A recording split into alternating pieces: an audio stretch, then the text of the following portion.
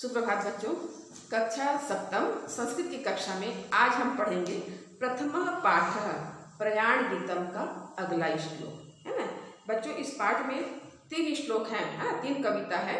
तो पहला हम पिछली कक्षा में पढ़ चुके थे, आज हम दूसरा और तीसरा श्लोक पढ़ेंगे है ना। शब्दार्थ तो आप लोगों ने लिख लिया, याद भी कर लिया होगा, तो सरल लगेगा ये पाठ। चलिए पढ़ते हैं।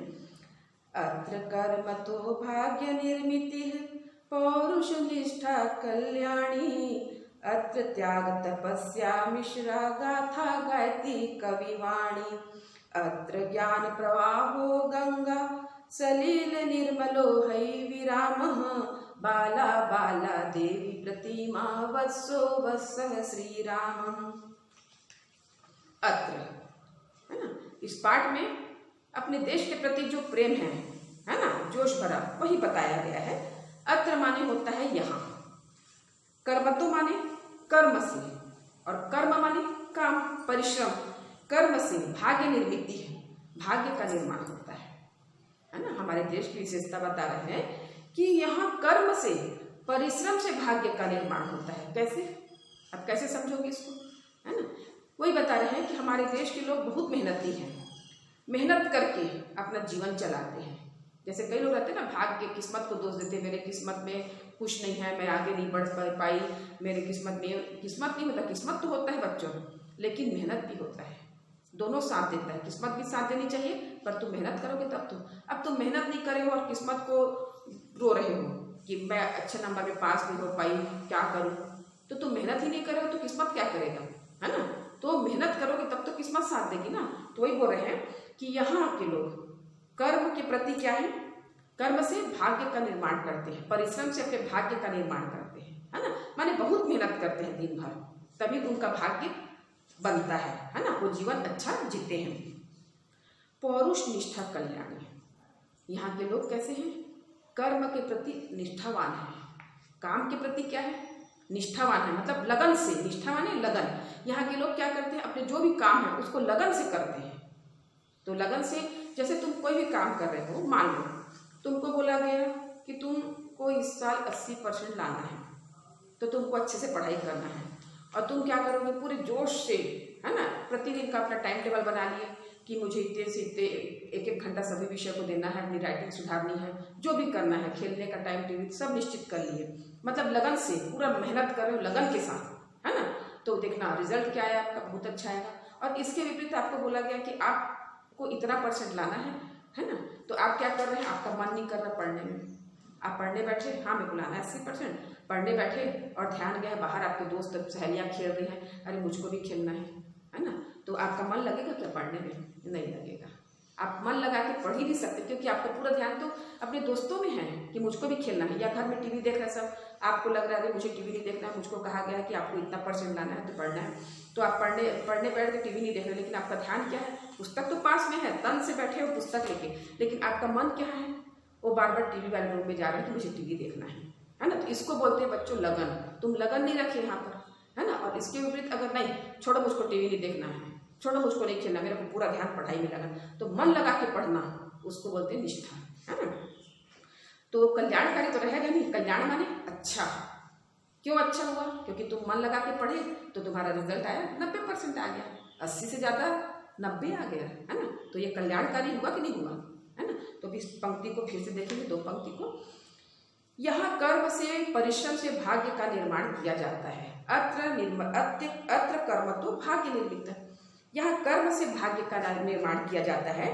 पौरुष निष्ठा कल्याणी, यहाँ के लोग श्रम के प्रति निष्ठावान हैं, जो कल्याणी यानी कल्याणकारी है ना। मन लगा के काम करेंगे तो रिजल्ट भी अच्छा आएगा, तो कल्याणी माने अच्छा हुआ कि नहीं हुआ।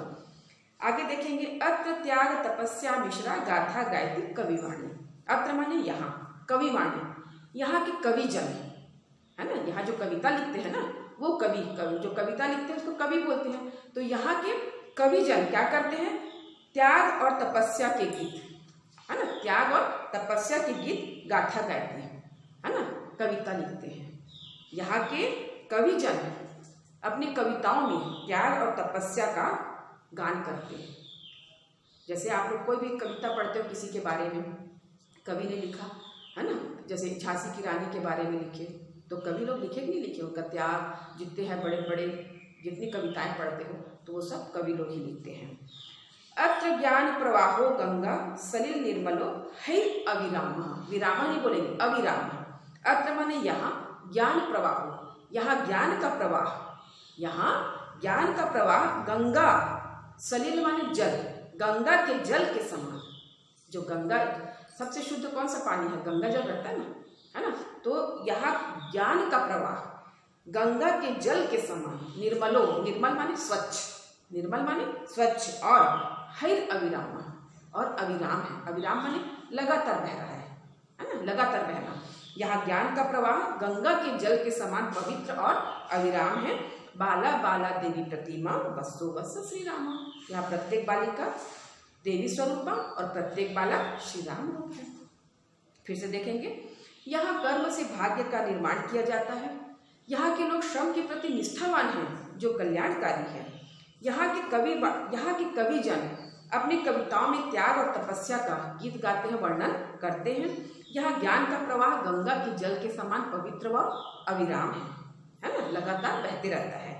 प्रत्येक बालिका देवी स्वरूपा और प्रत्येक बालक श्री राम रूप है। अब अगला देखेंगे अंतिम। अततैः सैनिकैः समरभुवि सदा गीयते श्री गीता, अत्र क्षेत्रे हलफ अलाध खेलती सुकुमारी सीता, अत्र जीवन आदर्श जटितो मंगलमय मणि अभिरामः, बाला बाला देवी प्रतिमा वसो वस्सः श्री राम। अब क्या बोल रहे हैं, अत्र तैः, अत्र माने यहाँ, सैनिकैः सैनिकों के द्वारा, समर भूमि, समर माने युद्ध है ना, समर माने युद्ध, अब भूमि माने भूमि में, यहाँ सैनिकों के द्वारा युद्ध भूमि में सदा गीते हमेशा गाई जाती है, गीते माने गाई जाती है, क्या गाई जाती है, श्री गीता। यहाँ सैनिकों के द्वारा युद्ध भूमि में हमेशा श्री गीता गाई जाती है ना। युद्ध कहाँ होता है, कहाँ होता है युद्ध, मैदान में होता है, युद्ध भूमि में। तो ही बता रहे हैं कि यहाँ हमेशा सैनिकों के द्वारा युद्ध भूमि में श्री गीता गाई जाती है। तो गीता का नाम क्यों आया यहाँ पर, जब कौरव और पांडव में युद्ध हुआ था है ना, तो पांडव में अर्जुन क्या बोले श्री कृष्ण जी को कि मैं युद्ध नहीं करूँगा, क्योंकि यहाँ पर मेरे सब अपने हैं, भाई है, चाचा है, गुरु है, उनको मैं कैसे मारूंगा। तो जो कृष्ण जी उनको उपदेश देते हैं है ना, वही गीता में रचा गया है।